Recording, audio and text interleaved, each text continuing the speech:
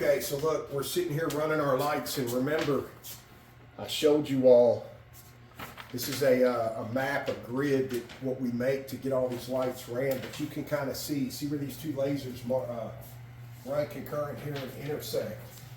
So, in setting everything, we started over here with our main row.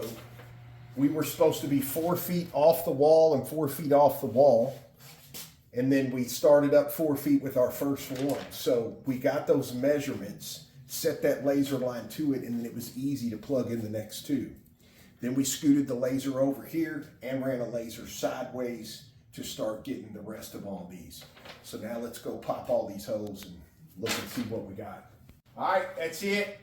So take a look. We actually started right over here. We ran these all concurrent straight down. We've got lasers coming from the other side. And as it comes out, no matter which way you look, these are straight across. Then these are straight across. You can see our lasers up here. Then, coming on in, getting over to this area right here,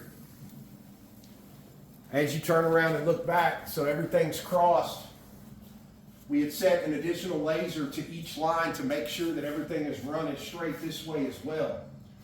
This is our last whip right here hanging down. We're going to tie one into that here in just a minute, but I want to tell you a funny story here. So check this out. Tom, come on out this way. Now I want to tell y'all something. Look, we messed up. I messed up. I ain't going to throw it on Tom. So I had the measurements laid out exactly where I wanted, and on the front side when I made the map, I must have not been thinking here, but I had a different measurement, as you can see.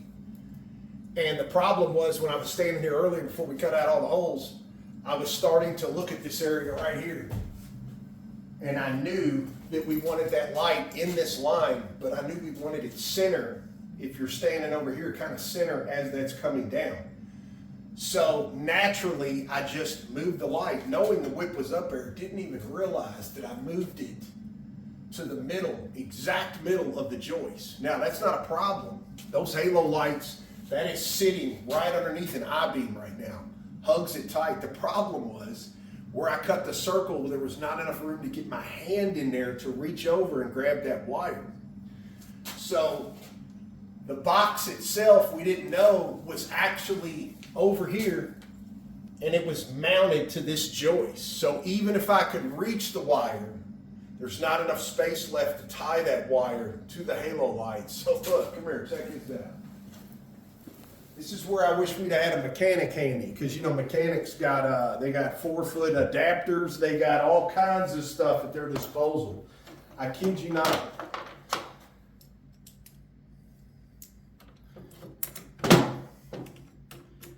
We had to reach all the way over there, and then we had to get even more creative. And yeah, we had this on here as well, just to add to it. So we were up in the ceiling line.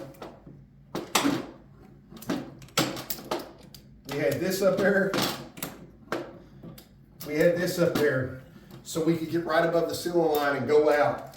Had her another attachment up here, just like this. I mean, we was trying to think of all kinds of stuff. Fish sticks, had the whole nine.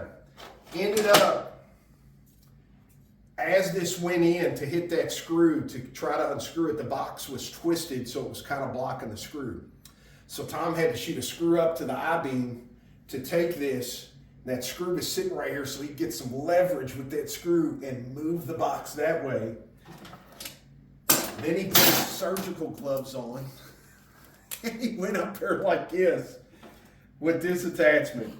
Kid you not, it's like 25 minutes later, he finally gets it.